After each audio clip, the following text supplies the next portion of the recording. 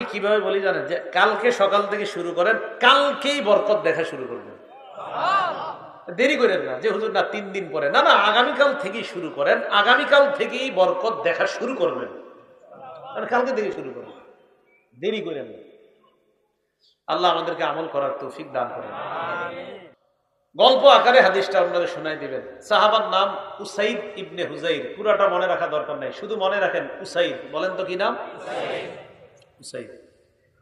এই উসাইদ রাদিয়াল্লাহু তাআলা আনহু বলেন, এক রাতে আমি আমার ঘোড়ার আস্তাবলের মধ্যে কোরআন পড়ছিলাম। আমার ছেলের নাম ইয়াহইয়া। এই ইয়াহইয়া পাশে শোয়া। আকরাউ ফি মিরবাদি, আমি আমার ঘোড়ার আস্তাবলের মধ্যে কোরআন পড়ছিলাম। আমি যখন কোরআন পড়তে লাগলাম, জালাত ফারাসুহু, হঠাৎ কোরআন পড়ে ওনার ঘোড়াটা লাফায়, কোরআন পড়ে ওনার ঘোড়া লাফায়, কোরআন পড়ে না, ঘোড়া লাফায় না। ফাকরা সুম্মা জালাত আইজন, কিছুক্ষণ থেমে উনি আবার কোরআন পড়ে, আবার ঘোড়া লাফায়। ফাকরা সুম্মা জালাত উখরা, আবার কিছুক্ষণ থেমে আবার কোরআন পড়ে, আবার ঘোড়া লাফায়। উসাইদ ইবনে হুজাইর দেখে বারবার যদি আমি আবার কোরআন পড়ি, ঘোড়া এত পরিমাণ লাফায়, ঘোড়া লাফাইতে লাফাইতে না জানি আমার সন্তান ইয়াহিয়ার উপর পাড়া পড়ে পদপিষ্ট করে আমার সন্তানটা মেরে ফেলে। আমি পড়া থামিয়ে দিলাম। থামানোর পর ঘোড়ার কাছে গেলাম, যাওয়ার পর আমি দেখলাম ফাইদা ফাওকা রাসি মিসতুজুল্লাহ, আমার মাথার উপর আকাশের এক খণ্ড মেঘ, ওই মেঘের ভিতর ফিহা আমসালুস সুরুজ, মেঘ খণ্ডের ভিতর এরকম বাতির মতো অসংখ্য অগণিত বাতি দেখা যায়। ঘটনা কি? ফালাম্মা গাদাউতু আলা রাসূলিল্লাহি সাল্লাল্লাহু আলাইহি ওয়াসাল্লাম, সকালে আল্লাহ রাসূলের কাছে আসলাম। আসার পর বললাম, ইয়া রাসূলুল্লাহ, রাতের বেলা একটা ঘটনা ঘটছে, আপনাকে জানাইতে আসছি। কই কি? বলো। বাইনামা আনাল বারিহাতা আকরাউ ফি মিরবাদি, রাতের বেলা গত রাতে আমি আমার ঘোড়ার আস্তাবলের মধ্যে কোরআন পড়ছিলাম। হঠাৎ আমি দেখলাম আমার ঘোড়া লাফায়। নবীজি বলেন, ইকরা ইবনা হুজাইর, তুমি যদি আরো তেলাওয়াত করতা। উসাইদ ইবনে হুজাইর বলেন, হুজুর আরো পড়লাম, ঘোড়া আরো লাফায়। একটু মন দিয়ে বুঝেন। নবীজি আবার বললেন, ইকরা ইবনা হুজাইর, ও উসাইদ ইবনে হুজাইর, তুমি যদি আরো পড়তা। সাহাবী জবাব দেয়, হুজুর আমি আরো পড়লাম, ঘোড়া আরো লাফায়। নবীজি তারপর হুজুর পড়া থামাই, ঘোড়ার লাফ থেমে যায়। নবীজি কয়, যদি আরো পড়তা। ঘটনা কি? কি হইল? সাহাবী উসাইদ ইবনে হুজাইর বলে, ইয়া রাসূলুল্লাহ, আর পড়ি নাই। কেন? খাশিতু আন তাতা ইয়াহইয়া, আমি আশঙ্কা করলাম আর যদি কোরআন পড়ি, ঘোড়া লাফাইতে লাফাইতে আমার সন্তানের উপর পড়ে আমার সন্তানটা না জানি হত্যা করে ফেলে। তুমি যদি আরো পড়তা। সুবহানাল্লাহ। ঘটনা কি? আচ্ছা, উসাইদ ইবনে হুজাইর কে নবীজি, ঠিক আছে, তারপর বলো। এরপর হুজুর আমি আমার ঘোড়ার কাছে গেলাম। যাওয়ার পর দেখলাম আমার মাথার উপর মেঘখণ্ড, এটার মধ্যে বাতি দেখা যায়। আরো জাতফিল জাউই, হঠাৎ দেখলাম এই মেঘখণ্ড বাতি সহ শূন্যের মধ্যে বিলীন হয়ে যায়। হাত্তা মা আরাহা, এক পর্যায়ে আর দেখতে পাই না। নবীজি বলেন, ইস, যদি আরো পড়তা। তিলকাল মালাইকাতু তাসতামিউ ইলাইকা, এগুলা বাতি না, আল্লাহর ফেরেশতা মনোযোগ সহকারে তোমার কোরআন তেলাওয়াত শুনতেছিল। ফেরেশতা। এমন বললাম, একটু বইরেন তাহাজ্জুদের সময়, বাকি কারো ঘুম ডিস্টার্ব করা যাবে না, আশেপাশে মানুষের জন্য ঘুম ডিস্টার্ব না হয়, খেয়াল রাখতে হবে, সতর্কতা। একটু বইরেন যে আল্লাহ শুনে আর ফেরেশতারা শুনতেছে আপনার তেলাওয়াত। হাদিস শেষ হয় নাই। নবীজি সাল্লাল্লাহু আলাইহি সাল্লাম বলে, সাইয়্যিদ লাউ করাতা আসবাহ, তুই যদি সকাল পর্যন্ত একটু পড়তা। ইয়ারাখান নাস মা তাস্তাতিরু ইলাইহিম, সকাল পর্যন্ত যদি কোরআন পড়তা, ফজরের আজান শোনার পর যে মুসল্লিরা তোমার বাড়ির সামনে দিয়ে মসজিদে আসতো, স্বচক্ষে আল্লাহর ফেরেশতাদেরকে দেখতে পাইতো। পড়বেন নি? বলেন না, একটু পড়বেন নি? বলেন তাহাজ্জুদের সময় মা বোনরা আপনারা কোরআন পড়েন, আল্লাহর সাথে সম্পর্ক কায়েম করেন, দেখবেন আল্লাহ তাআলা। আমি কিভাবে বলি জানেন, যে কালকে সকাল থেকে শুরু করেন, কালকেই বরকত দেখা শুরু করবেন। দেরি করেন না যে হুজুর না 3 দিন পরে, না না আগামীকাল থেকেই শুরু করেন, আগামীকাল থেকেই বরকত দেখা শুরু করবেন, মানে কালকে থেকে শুরু করবেন, দেরি করেন না। আল্লাহ আমাদেরকে আমল করার তৌফিক দান করেন। রাতের বেলা তাহাজ্জুদের সালাতে তেলাওয়াত, এটা বড়রাও পড়তে পারবে, ছোটরাও পারবে, বড়রাও পারবে, ছোটরাও উৎসাহমূলক যদি তাদেরকে পড়ানো হয় জায়েজ।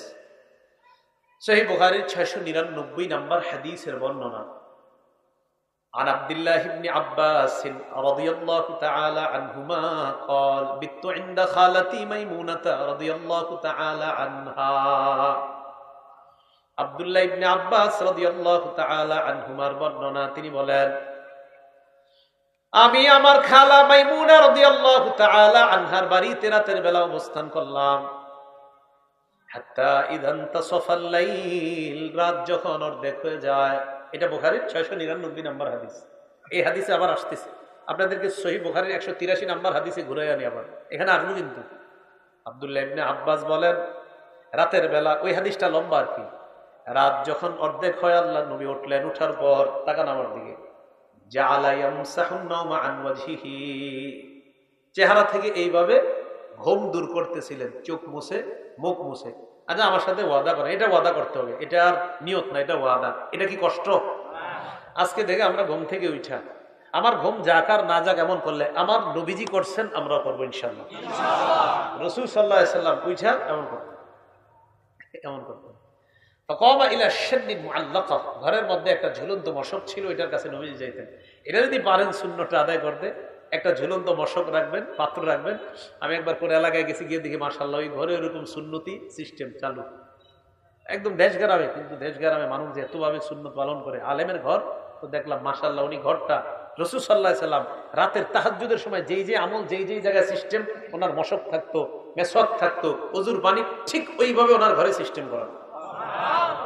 দেখলাম এই যুগে আমাদের দেশেও মাশাআল্লাহ রাসূল সাল্লাল্লাহু আলাইহি সাল্লামের সুন্নাহ পরিপূর্ণভাবে পালন করার লোক এখনো আছে। তো আব্দুল্লাহ ইবনে আব্বাস রাদিয়াল্লাহু তাআলা আনহুমা বলেন রাসূল সাল্লাল্লাহু আলাইহি সাল্লাম ওযু করলেন, আমি ওযু করলাম। খুব মন দিয়ে শুনেন, উনি কিন্তু ছোট মানুষ, আব্দুল্লাহ ইবনে আব্বাস ছোট মানুষ। হ্যাঁ, আপনাদের প্রশ্ন হবে জরুরি যে ছোট, এটার দলিল কি? দলিলটা পরে দিচ্ছি। উনি কিন্তু ছোট মানুষ, উনি ওযু করলেন। ওযু করার পর আল্লাহ রাসূল সালাতে দাঁড়াইলেন। এবার আবার সহিহ বুখারীর 699 হাদিসে চলে আসে, ফাকুমতু আন ইয়াসারিহি, আমি নবীর বাম পাশে দাঁড়াইলাম। আখাযা বিরাসি, নবী আমার মাথা ধরলেন, ধরার পর আকাবানি আন ইয়ামিনিহি, নবী আমাকে তার ডান পাশে দাঁড় করাইলেন। এরপর আল্লাহ নবী 2 রাকাত সালাত আদায় করলেন। এইভাবে মোট 13 রাকাত তাহাজ্জুদের সালাত করলেন। 8 রাকাত তাহাজ্জুদ, 3 রাকাত বিতির, 2 রাকাত ফজরের সুন্নত। ঘটনা কিন্তু রমজানের বাহিরের ঘটনা।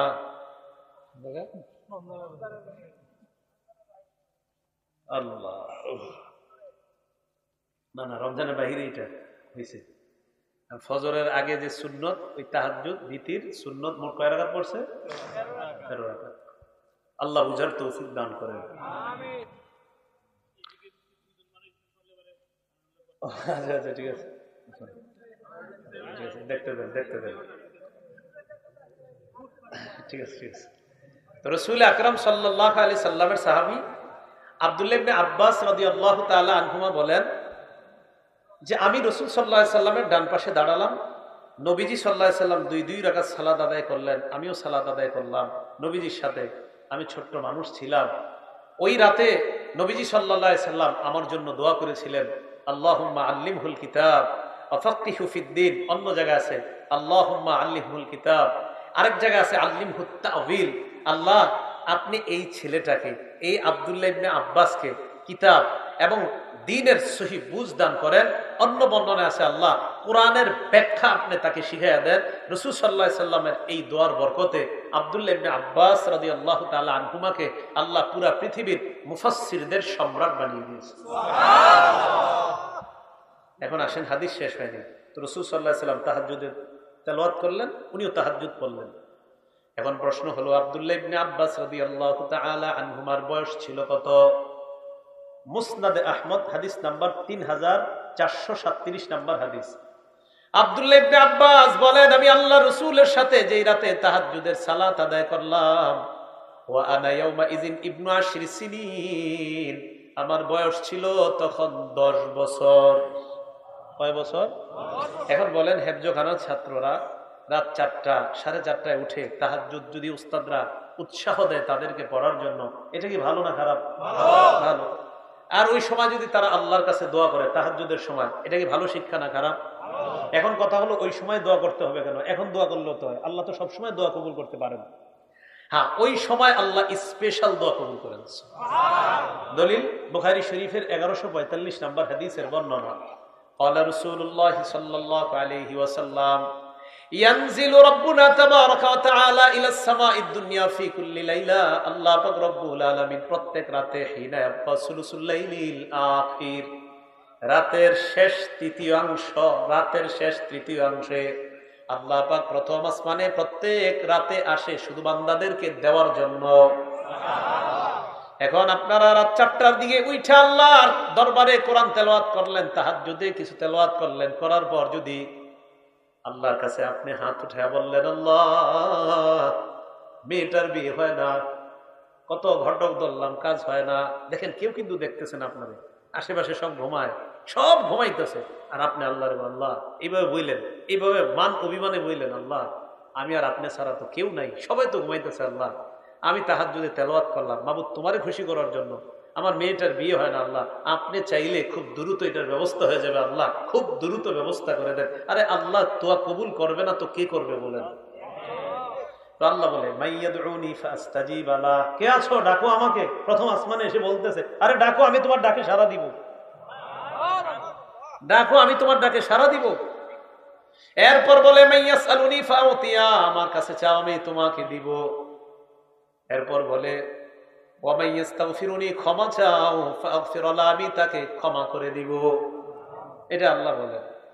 দোয়া করার পর মনে রাখবেন আপনার দোয়া কবুল হওয়ার পদ্ধতি 3টা। জোরে বলেন কয়টা? 1 নাম্বার ইম্মা আইয়ুআজ্জিলাল্লাহু লাহ, দুনিয়াতে নগদ আল্লাহ কবুল করবে দুনিয়াতে। 2 নাম্বার আও আইয়াদখিরা লাহু ফিল আখিরা, কবুল না করে আখিরাতের জন্য আল্লাহ এটা জমা করে রাখবে, আখিরাতের জন্য জমা করে রাখবে। 3 নাম্বার, এই দোয়াটা কবুল না করে আগামী 2 দিনের মধ্যে একটা বিপদ আপনার জীবনে ঘটতো, ওই বিপদটা থেকে আল্লাহ আপনাকে হেফাজত করবে, কবুল করবেনই দোয়া আল্লাহ। তাহলে কি কথা বুঝে আসছে সবার? এই জন্য দোয়া খুব বেশি করা আল্লাহর কাছে, আল্লাহ তৌফিক দান করেন।